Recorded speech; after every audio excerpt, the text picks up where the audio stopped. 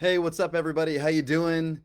Man, what a great Monday it has been, and I can't believe it's just Monday. So we are starting off the week right, and I wanted to jump in and say hello, whether you are part of the Redefined Church family, or maybe you're at one of the other churches in the area or somewhere in the country. I want to say hello. Thank you for joining me, and just a quick thank you to everybody who has continued to support the ministry that I've been doing and the ministry of Redefined Church and the mission that we are on, this movement so that the broken would be redefined to the restored through Jesus Christ. And I'm kicking this off today. I want to connect with you uh, whether whether whether you're starting off and your week's been great or it's been a challenging week or whatever it has been. I think there's going to be something here for you. Whether you're a church leader, a pastor, pastoring your church, worship pastor, worship leader on a worship team, or maybe you're a business leader, business manager, CEO, wherever you are, I think that this could be helpful to you. And I wanted to jump in. Right now, I'm rocking the new All Things New hoodie. And that's what we've been talking about this year is all things new. God is still doing new things, and I wanted to start this not necessarily as a podcast, but just to step in and say hello. So if you're joining with me, say hello in the comments. I want to talk with you here for just a few minutes, and really, what I want to talk about, and this is live, so bear with me. But what I want to talk about is just a little snippet of what we talked about on Sunday at Redefined Church, and I think this might bring some encouragement to you. I want to break it down, and we've been in a series called "Destroying Every Why," and just a little bit about what that is and where that comes from is so many people hesitate to start something new, or they hesitate to start going to church or pursue a calling that God has for them, or maybe it's a business. Maybe God's been telling you it's time for you to start your own business, or time for you to take a new job opportunity, or whatever it is. What happens is we kind of step back and we make up all of these reasons why we're not good enough, we're not ready, whatever it is. We have all of these reasons why um, God's not going to use us. And I wanted to jump on that with this series, and that's why we created the series "Destroying Every Why." And I feel like there's no better person to follow through this series other than David and the life of David, because although we think of David as the giant slayer, and we think of King David as this just incredible man of God, he also had a lot of struggles. He also had a lot of reasons why um, maybe God shouldn't use him according to our worldly standards. And so we've been going through that. And this Sunday in particular, we were talking about how David killed Goliath in the process through that. But there's one specific part of this message that I wanted to break down with you and bring some encouragement to the beginning of your week. And that is essentially what does it take, or what is the path that leads us to success and victory, particularly in challenging situations. And so it's easy to kind of see how we could be led to success when everything's going well, but how do we achieve success when things are difficult? How do we achieve success when we're struggling? How do we achieve success when it feels like the world is coming against us? Or that's kind of what I wanted to talk about here. And so to get into it, there are three ways that I want to bring to your attention right now, um, that you can kind of overcome and pursue success in the middle of your challenging situation. Number one is preparation. Number two is focus. And then number three is going to be faithfulness. And I want to break down each one and talk about that. And again, this is going to be helpful to you, whether it's talking about your marriage, talking about your position of leadership, or talking about your job or your next business opportunity. So I feel like one of the things that's unique at our church is we have a lot of young entrepreneurs at our church that are pursuing new business ventures, and I want you to lean in if that's you, because I think this is going to be really, really helpful for you in this next season, help you gain success, help you gain financial freedom, so that you can then go and sow into the ministry and sow into the different ministries that the Lord has for you. So number one is preparation. Preparation is really key and important. And there's no better way to prepare. And this might be a little bit cliche sounding, but there is no better way to prepare than studying the Word of God. You have got to start studying the Word of God. The Bible is not designed just to be a decor space. It's not designed to just be something that you look at that looks pretty, but it's designed and created to be full of truth. And it really is an incredible guide towards successful living and living in truth and living in accordance to what God has called you to. And For example, there is the best business advice you can possibly find is found in the Word of God.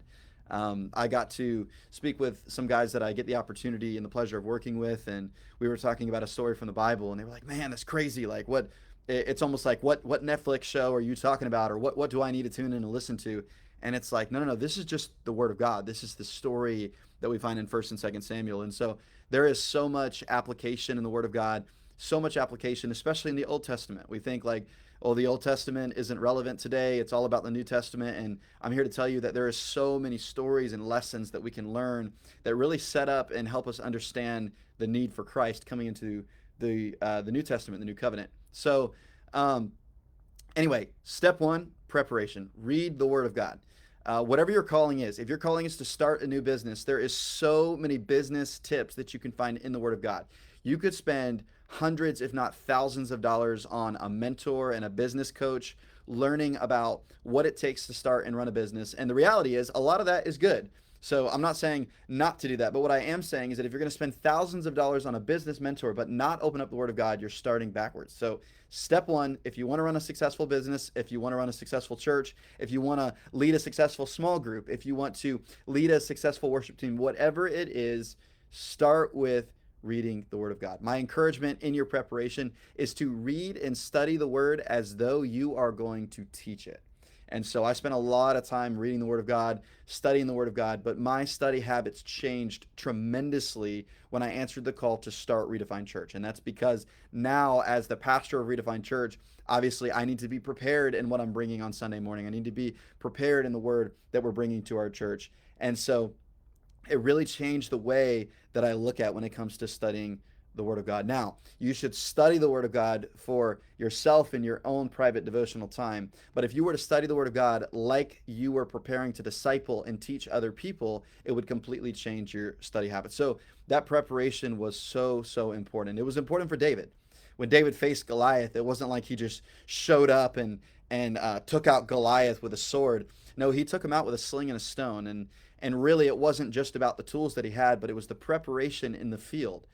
David got anointed as king, and he didn't go right to the throne. He spent a lot of time still in the field preparing for the calling that God had for him. And so, whatever that calling is that God has for you, again, whatever business venture you're trying to step into, or new job opportunity you're trying to step into, or maybe you're preparing for marriage, I want to let you know that God is preparing you every single day. And the greatest source for preparation is the Word of God, and you have access to it. You have free access to it. So even if you don't have a Bible at home, you can open up the Bible app, you can study the Word of God. Number one, preparation. Number two is focus. Focus. Now, it is really easy to become unfocused. It's easy to, when you're starting something new, it becomes very daunting. One amazing business advice I got was, hey, it's really easy to make $1 million. And that might sound crazy to you. And to be honest with you, it's pretty crazy to me still. But really, to make $1 million, he explained it like this: all you have to do is sell 50,000 copies of a book at $20 a book. So you write a book, sell 50,000 copies, $20 a book, there's your $1 million. And I know what you're thinking. You're thinking, oh man, how could I possibly sell 50,000 copies of a book? That's crazy. That's more people than I even know. Let me tell you something. Selling the 50,000 copies of the book is not the hard part. The hard part is starting. The hard part is sitting down and actually writing the book. So before you worry about how you're going to sell 50,000 copies of a book, start writing it. Before you're worried about how are you going to grow this ministry? How are you going to grow this worship team? Where am I going to get the team that is focused and wants to be part of this mission that I'm on? Step one, start doing it. Just start.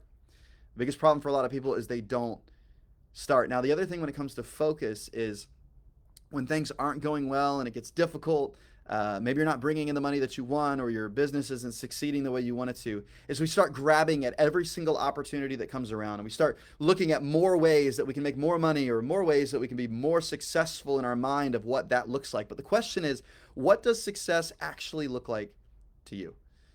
What would it look like if your business was actually successful? What would it look like if you felt like your ministry was actually successful, or your marriage was successful? And Oftentimes, what causes us to move away from success instead of towards success is by grabbing at every single opportunity that comes about and not focusing on the one thing that God has for you, the one calling that God has placed in your life. And before we get good at that, before we become disciplined at that, we immediately start moving on to the next opportunity. If we would stop for just a minute and focus on the goal, focus on the mission, I believe that we would find victory and success. And I heard another awesome business tip, which is what does focus stand for? It stands for follow one course until successful. Another thing I heard, which was amazing, is that sometimes the path towards success is just outlasting everybody. Um, my dad shared with me just the other day. He was reading an article about people who create New Year's resolutions, and I'm not really one for New Year's resolutions, but essentially people start New Year's resolutions, and over 50% of people actually give up on their New Year's resolution after the second week. They say, I'm going to get fit. I'm going to go to the gym, and I'm going to start dieting or whatever it is. I'm going to start reading the word, and they make it the first 2 weeks, and 50% of them give up. A lot of businesses fail because people just give up. A lot of churches get started and they end up closing because they give up.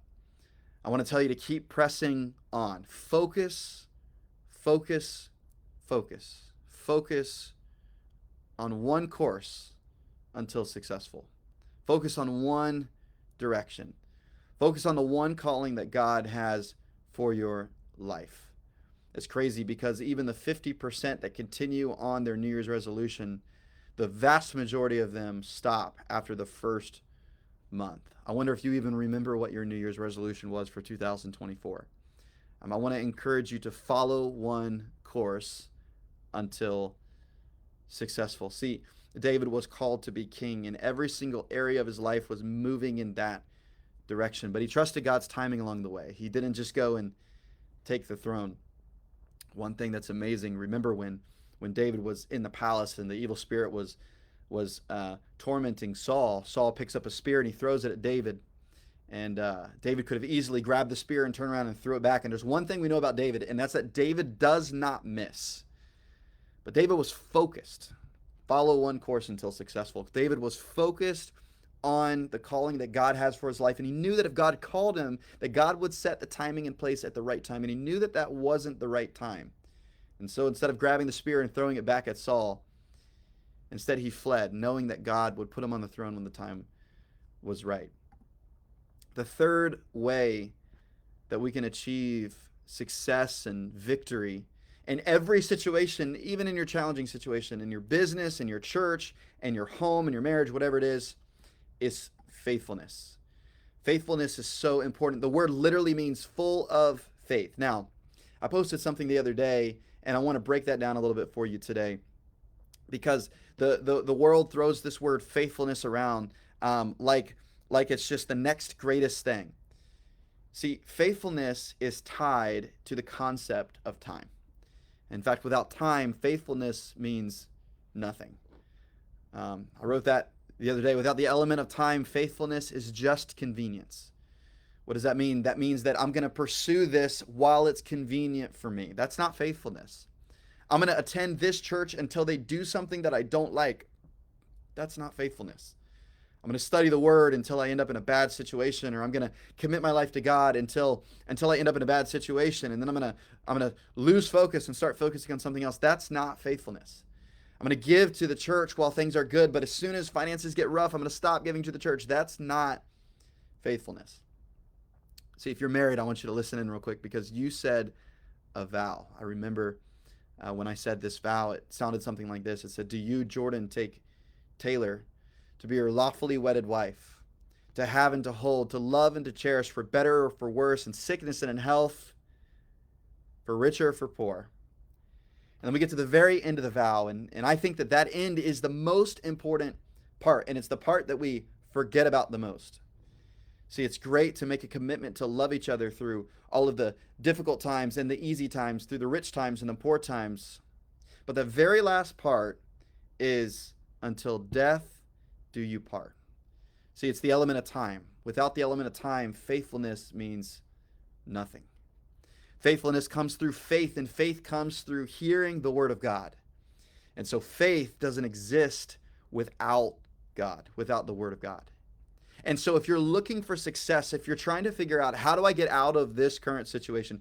How do I find a place of success? How do I succeed in my business? How do I start getting into the black and getting positive? How do I start a new business? All of you young entrepreneurs, listen, and it comes from faithfulness. It comes from comes through consistency, day after day after day after day, and trusting God. It comes through not just loyalty, a man-made concept. It doesn't come through just being loyal when it's convenient, but it means coming in day after day after day. To all of my leaders out here, listen up real quick. It's easy to lead when it's easy, but it takes a true leader to lead when it is difficult. And so that's my encouragement for you on this Monday. Again, whether you're part of the Redefined Church family or maybe you're a business leader getting ready to start on your next venture, I want to encourage you to follow these 3 steps to finding success in 2025. Number 1 is preparation. Study, read the Word of God. It is the best business advice that you will ever find. It's the best leadership advice you will ever find. Number 2 is focus. Follow one course until successful. Don't jump at every single opportunity and grab all of the different things that get put in front of you. Follow one course until successful. And number 3 is be faithful. I pray that you have an incredible week. I pray that God blesses you this week, and I can't wait to catch up with you guys again soon. If you like this video, if it was encouraging to you, put it in the comments. Let me know. Let me know what I can be praying for you through this week. If you really like the video, share it with somebody who needs encouragement this week. We'll see you guys soon.